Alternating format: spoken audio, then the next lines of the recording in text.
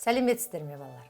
Бүгін біз сіздермен дамыған елдерді ары қарай қарастыратын боламыз. Яғни дамыған елдердің әлеуметтік экономикалық даму модельдері туралы қарастыратын боламыз. Жалпы мемлекеттік сектор мен нарықтық элементтердің ара салмағына байланысты әлеуметтік экономикалық дамудың бірнеше моделі бар екен. Біз бүгін сіздермен 4 модельді қарастыратын боламыз. Бірінші модель ол либералды модель деп айтуға болады, немесе оны біз америкалық модель деп айтамыз.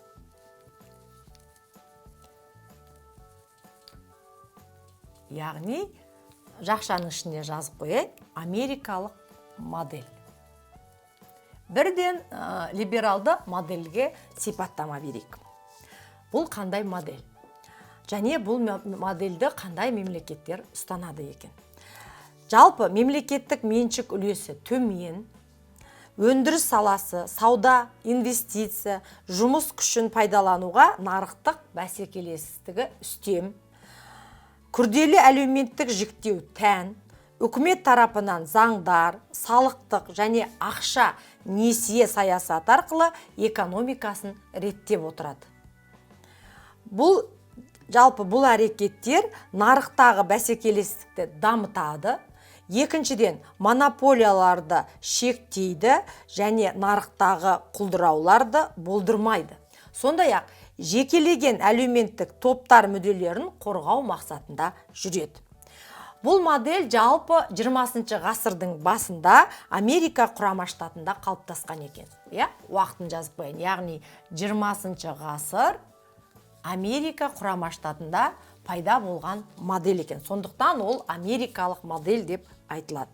Жалпы жиынтық ішкі өнімін шаққанда шығындар үлесі 30% шамасында ғана болады. Ал енді бұл модельді қазір Ұлыбритания, қандай елдер ұстанады? Ұлыбритания, Канада, Италия және Бельгия мемлекеттері және тағы басқа мемлекеттер осы модельге жақын дамып келе жатыр деп айтсақ болады. Яғни мысал бола алады. Екінші модель бұл әлеуметтік бағдарланған модель. Әлеуметтік бағдарланған.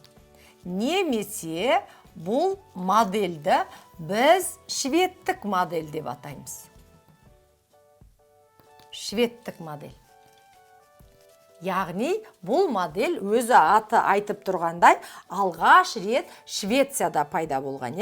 Енді қандай елдер пайдаланады дегенге байланысты бірінші, яғни Швеция және қазіргі Скандинавия түбегіндегі елдер.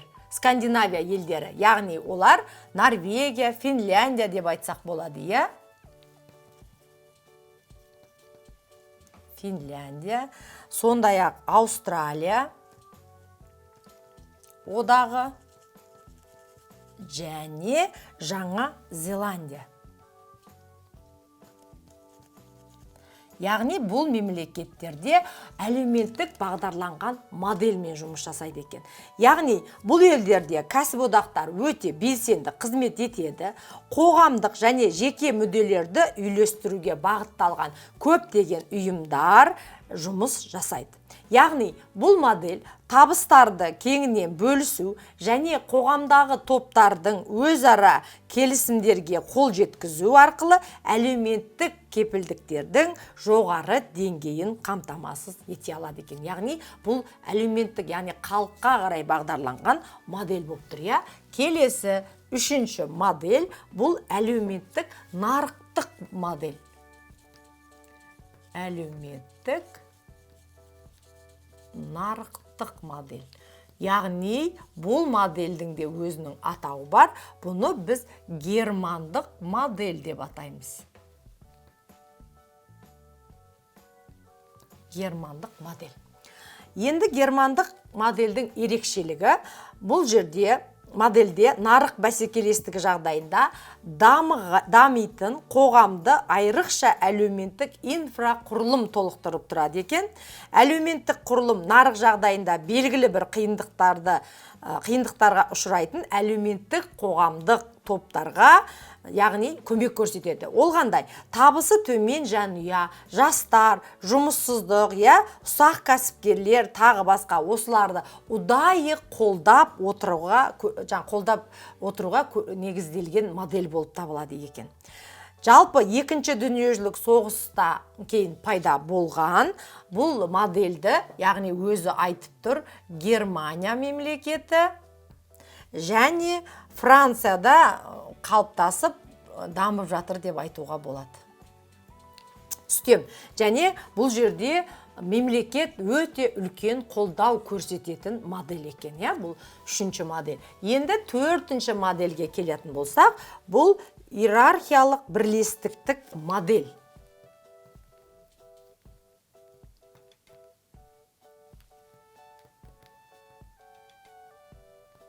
Бірлестіктік модель. Бұл модельді біз жапондық модель деп атаймыз. Жапондық. Бұл модельдің ерекшелігі мемлекет бірлескен капитализмді белсенді түрде реттейтін және конфуцийлық менталитет негізінде басқарылатын экономика болып табылады. Жалпы шаруашылық дамуы 4 негізгі ұстанымнан тұрады жапондық модельдің. Бірінші ұстаным: экономиканы мемлекет тарапынан қатаң түрде реттеп отырады және басты міндеттерді шешу үшін барлық ресурстарды жұмылдырады. Екінші ұстаным: қаржыны жинақтау және инвестициялар қорын жасау мақсатында экономиканы экспортқа айқын бағдарлау, яғни сыртқа шығару.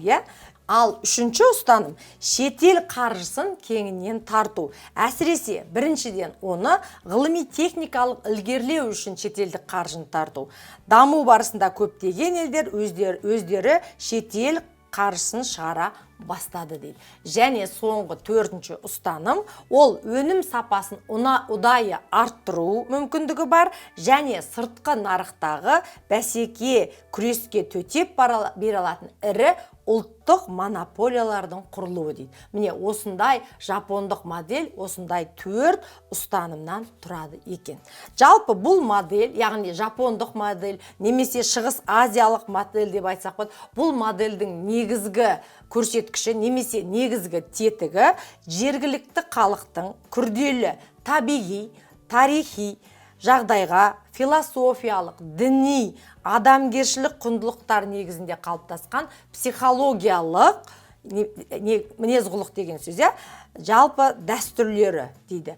Бұл жаңа индустриялы елдерге тән дейді. Яғни басқа модельдерге қарағанда бұл жерде халықтың табиғи жағдайына, тарихи жағдайына, философиясына, дініне, адамгершілігіне көбірек көңіл бөлетін модель деп айтып отыр. Міне балалар, жалпы дамыған елдердің барлығы әлеуметтік экономикалық даму көрсеткіштері бойынша осындай 4 модельмен дамиды екен. Және ол 4 модельдерге біз мысал айтып келдік.